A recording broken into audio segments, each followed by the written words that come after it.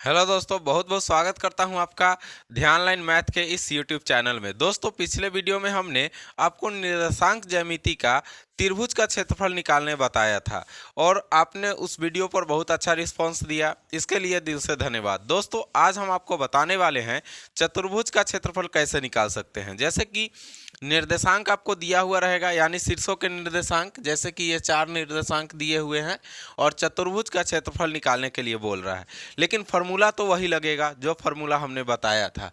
तो चलिए सबसे पहले समझते हैं कि इसको निकालना कैसे है। सबसे पहले आप क्या कीजिए कि एक चतुर्भुज बना लीजिए।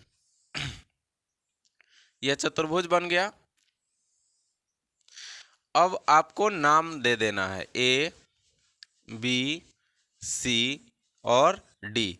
इसको आप क्या कीजिए कि एक एक बार कटिंग कर दीजिए, बीच से एक बार काट देना है आपको। तो ये दो त्रिभुज बन गया आपका। अब दो त्रिभुज का क्षेत्रफल निकाल करके जोड़ दीजिएगा तो चतुर्भुज बन जाएगा। कैसे, सो देखिए। पहला निर्देशांक है 2 2, दूसरा निर्देशांक है 4 6 4 6, तीसरा निर्देशांक है 3 5 3 और 5, और चौथा निर्देशांक है 0 और 0। ठीक है। सबसे पहले हमको क्या करना है कि दो त्रिभुज दिखाई दे रहा है, ए बी सी, इधर का त्रिभुज है। फिर एक त्रिभुज है ए सी डी। तो पहले ए बी सी का निकाल देते हैं। पहले निकालेंगे ए बी सी का क्षेत्रफल। ए बी सी का क्षेत्रफल निकालने के लिए हमको 3 निर्देशांक का जरूरत होगा। 2, 2, फिर 4, 6 और ये हो गया 3, 5। अब इस जैसे हम बताए थे सेम टू सेम उसी तरह बनाना है। इसका फॉर्मूला क्या होता है, 1/2 इंटू x1 इंटू 23 31 12। हम बताए थे 23, फिर प्लस x2 लिखेंगे तो यहाँ पर आएगा 31, और फिर यहाँ पर x3 आएगा तो ये हो गया 12। समझ गए। ये आपका फॉर्मूला है, बस इस पर बैठा दीजिए। आपको हमने बताया था पहले ही कि सबसे फर्स्ट वाला ई एक्स है, एक्स है, एक्स है, यानी x1 x2 x3, और सेकेंड वाला y है, y है, y है, y1 y2 y3। समझ गए। अब इसको बनाइए। 1/2 इंटू x1 कितना है, 2 है, और उसके बाद बोल रहा है क्या, y2 minus y3, y2 minus y3, 6 - 5। इसको हम इसलिए बता रहे हैं कि एक नंबर वाले क्वेश्चन में भी ऐसा आ सकता है।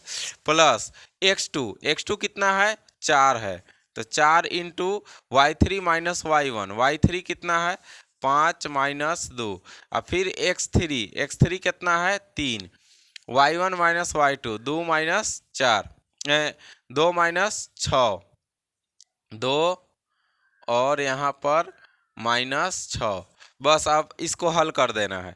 1/2 इंटू, अब देखिए 2 गुने 6 में से 5 गया तो 1 हो गया, जोड़ 4 गुने 5 में से 2 गया तो कितना बच गया, 3। अब फिर 3 है तो 2 में से 6 जाएगा तो -4 गुना में। अब देखिए 1/2 इंटू, अब देखिए 2 इकाई 2, जोड़ 4 3 12, जोड़ -12। अब देखिए +12 से -12 यहीं पर ख़त्म हो जाएगा, तो आपका आंसर आ जाएगा 1/2 गुने 2, और ई तो घट गया, तो 2 से 2 खत्म, 1 आ गया आपका आंसर।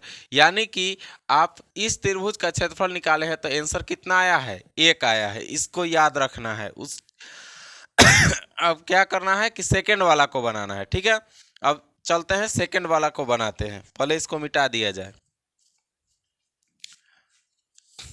बहुत आसान है, बस इसको थोड़ा सा आप ध्यान दीजिएगा तो आराम से बन जाएगा ये।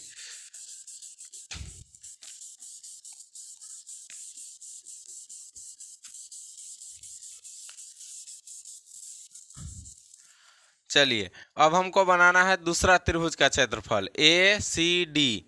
लिखेंगे ए सी डी का क्षेत्रफल। ए सी डी का क्षेत्रफल में 3 निर्देशांक दिया हुआ है, 2, 2, फिर दिया हुआ है 3, 5, और फिर दिया हुआ है 0, 0। अब इससे निकालिए। तो हम बता दिए हैं एक्स और वाई कैसे निकालते हैं, बस आपको फॉर्मूला लिखना है। फॉर्मूला मिटाना नहीं चाहिए था। y2 minus y3 plus x2, ये हो गया 23 31, और ये हो गया x3 में 12। समझ जाइएगा। चलिए अब 1/2 इंटू x1 कितना है 2 इंटू y2 माइनस y3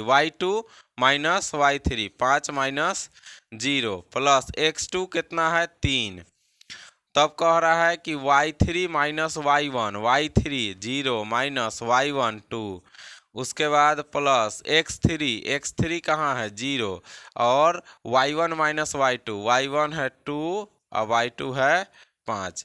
बस इसको भी हल कर दीजिए, बन जाएगा 1/2 इंटू 2 गुने 5 हो गया, यहाँ पर 3 गुने 2 हो गया, और 0 में कोई भी चीज़ से गुना कीजिएगा तो ये हो गया आपका 0।